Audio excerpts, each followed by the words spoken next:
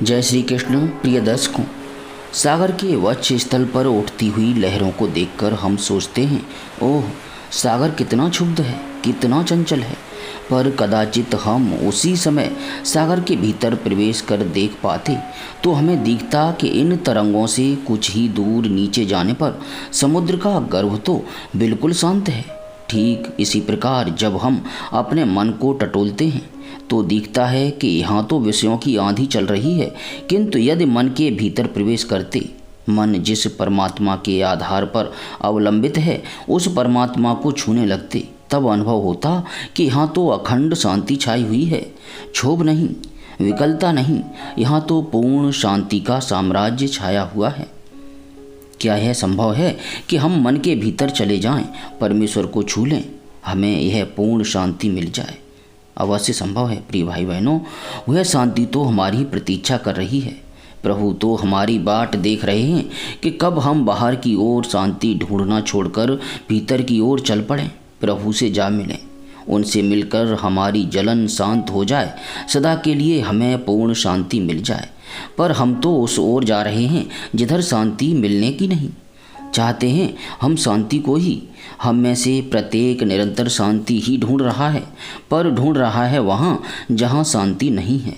शांति तो एकमात्र प्रभु में है। प्रभु नित्य हमारे अंदर ही विराजित हैं, कहीं और नहीं। हमारे इसी अशांत मन की ओट में वे अवस्थित हैं। उन्हीं के आश्रित हमारा मन है।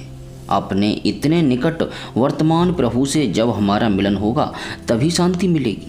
अभी हमारी बुद्धि प्रभु को छोड़कर अन्य को विषय कर रही है। हमारा मन प्रभु को भूलकर अन्य का मनन कर रहा है। इंद्रियां प्रभु की ओर न जाकर दूसरी ओर दौड़ रही हैं। शरीर प्रभु की सेवा से विमुख हो रहा है। हमें झूठी ममता फांसे हुए है और मिथ्या अहंकार भ्रमित किए हुए है। इसी से हम अशांत हैं।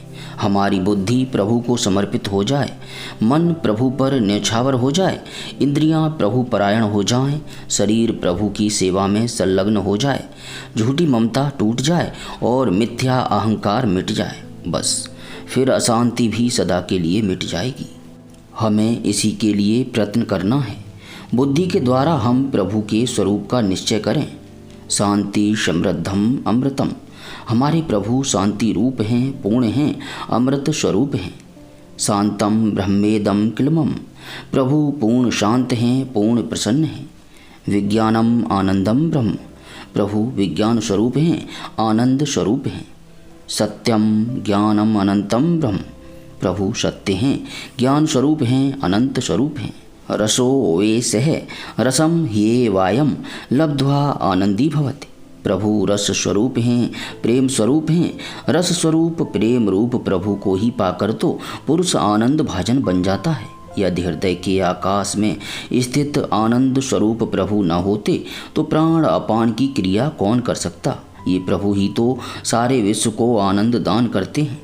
इन्हीं आनंद स्वरूप प्रभु के कला मात्र आनंद के आश्रित रहकर ही तो समस्त जीव जीवन धारण करते हैं।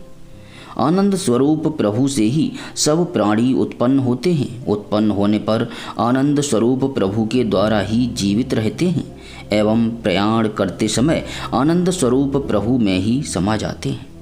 हमारे प्रभु ही वे प्रसिद्ध एक देव हैं जो सब प्राणियों में छिपे हुए हैं, सर्वत्र व्याप्त हैं, सब जीवों के अंतरात्मा हैं, कर्मों के अध्यक्ष हैं, सब भूतों के अधिष्ठान हैं, सबके साक्षी हैं, सबको चेतना देने वाले हैं, केवल हैं, निर्गुण हैं। तत् सृष्टवा तदेवानुप्राविशित। प्रभु ही तो इस विश्व की रचना करके इसमें प्रवेश कर गए। स एष इह प्रविष्ट आन खाग्रेभ्य। प्रभु तो हमारे शरीर में नख से लेकर शिखा पर्यंत अनुप्रविष्ट हैं। सर्वेषां भूतानां अंतर्ह पुरुषः सम आत्मेति। समस्त प्राणियों के भीतर जो पुरुष विराजित हैं वे हमारे अंतर आत्म स्वरूप प्रभु ही तो हैं। पुरुष एवेदम सर्वम यद भूतम यच्च भव्यम। भूत वर्तमान भविष्य का समस्त जगत हमारे प्रभु का ही तो स्वरूप है। प्रभु अनित्य पदार्थों में नित्य स्वरूप हैं। चेतनों के भी चेतन हैं। वे अकेले अनेक की कामनाएं पूर्ण करते हैं। जो धीर पुरुष अपनी बुद्धि में स्थित उन प्रभु को देख लेते हैं उन्हीं को नित्य शांति प्राप्त होती है, औरों को नहीं। इस प्रकार बार बार निश्चय करके हम बुद्धि को इन भावों में स्थिर कर दें, इन भावों पर दृढ़ अटल संशयहीन विश्वास कर लें, यही बुद्धि का प्रभु में समर्पण है। प्रिय भाई बहनों, बुद्धि का निश्चय हो जाने पर भी इन भावों को बार बार मन से मनन करने की आवश्यकता है, क्योंकि हम देखते हैं बुद्धि से हमें यह दृढ़ निश्चय रहता है कि जिधर सूर्योदय होता है उधर पूर्व दिशा है, यह हमें पता होता है। किंतु यदि हमें दिशा का भ्रम हो जाए तो मन को, नेत्रों को यह अनुभव होता है कि सूर्योदय तो पश्चिम, दक्षिण या उत्तर में हुआ है। दिशा भ्रम की दशा में कल्पना करें जहाँ हम पहले कभी नहीं गए। ऐसे किसी अपने घर में पूर्व की ओर यदि हमें जाना होता है तो हम मन की प्रतीति की अवहेलना कर देते हैं, अर्थात उसकी उपेक्षा कर देते हैं। मन को जो प्रतीत हो रहा था दिशा का भ्रम, उसकी अवहेलना कर देते हैं, क्योंकि हमें बुद्धि में दृढ़ निश्चय रहता है कि जिधर से सूर्योदय होता है उधर ही पूर्व दिशा है। हम उसी ओर चल पड़ते हैं।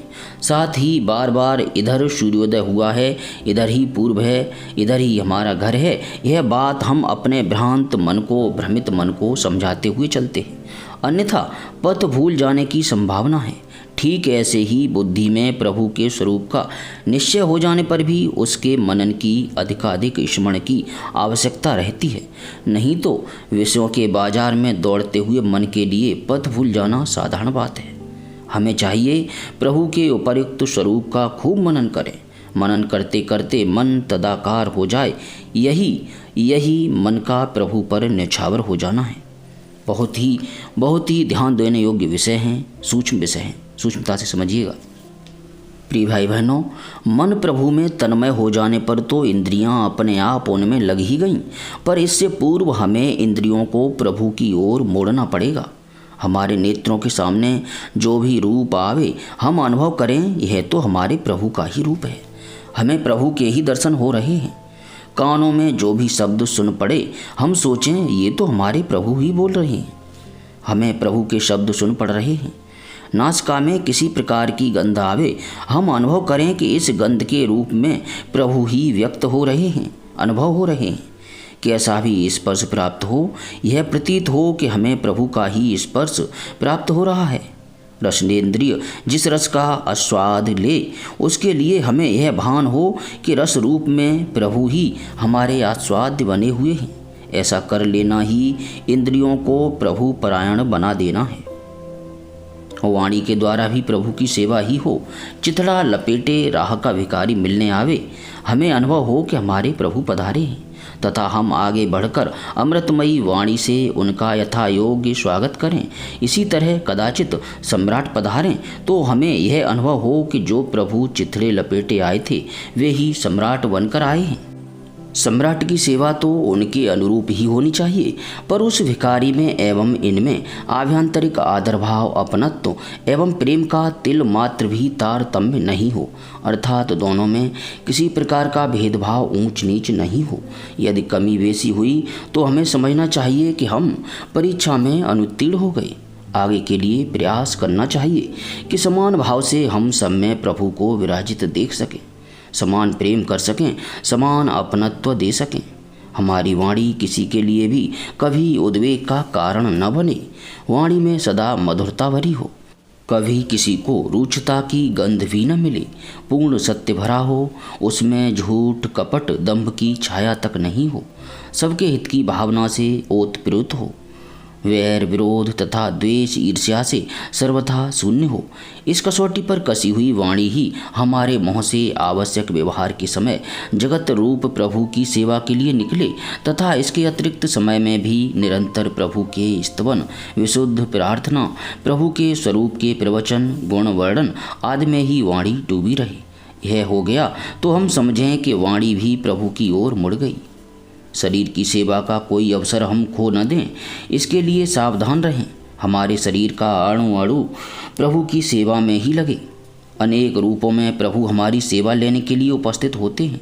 कभी जेठ की दोपहरी में केवल पानी पिला देने के लिए कहते हैं, कभी पथ के किनारे अंधे बने हुए खड़े पथ दिखा देने की प्रार्थना करते हैं, कभी हमारे औषधालय के सामने फोड़े की वेदना के लिए हमसे मरहम पट्टी कर देने की, अपने जर्जर शरीर के लिए अच्छी सी औषधि देने की भीख मांगते हैं, तथा कभी स्टेशन से छूटती हुई गाड़ी के डिब्बे के सामने आकर हमसे किवाड़ खोल देने, भीतर आ जाने के लिए प्रार्थना करते हैं। माता पिता, भाई बंधु, गुरजन परिजन आदि बनकर विविध भांति से विविध अवसर पर वे हमारे शरीर से सेवा लेने आते हैं, सेवा कर देने की प्रेरणा करते हैं। प्रिय भाई बहनों, पशु पक्षी, कीट पतंग, वृक्ष लता बनकर भी हमारे सामने प्रभु आते हैं, हमें सेवा का अवसर देते हैं। दिन भर में न जाने कितनी बार किन किन रूपों में आते हैं और हमें धन जन से नहीं, केवल शरीर मात्र से संपन्न होने वाली अपनी सेवा का मौका देते हैं। हमें चाहिए कि इन सभी अवसरों पर पूरे उत्साह से हम अपने शरीर को प्रभु की यथा योग्य सेवा में नियोजित कर दें। साथ ही पूरी सावधानी रखें कि सेवा के भ्रम में कहीं प्रभु के किसी रूप को हमारे इस शरीर से पीड़ा न पहुंच जाए।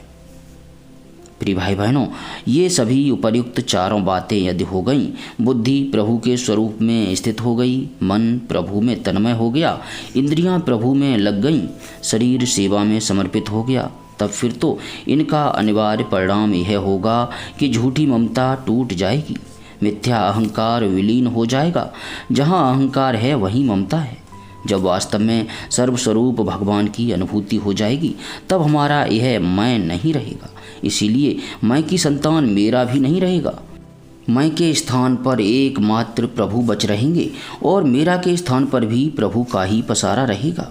यहाँ एक अखंड, अनंत, असीम, अनिर्वचनीय शांति का साम्राज्य फैला होगा तथा यहीं हमारी शांति की खोज भी समाप्त होगी।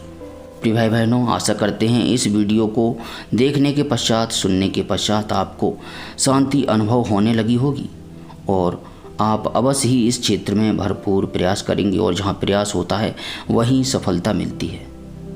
भाई बहनों, किसी प्रकार की त्रुटि के लिए क्षमा चाहते हुए आप सभी से एक बार फिर से विनम्र विनती है कि सच्चे हृदय से भगवान के गदा, शंख, चक्र और पद्मधारी स्वरूप का स्मरण करते हुए हृदय से बोलिए हरे कृष्ण कृष्ण कृष्ण हरे हरे, हरे राम राम राम हरे हरे।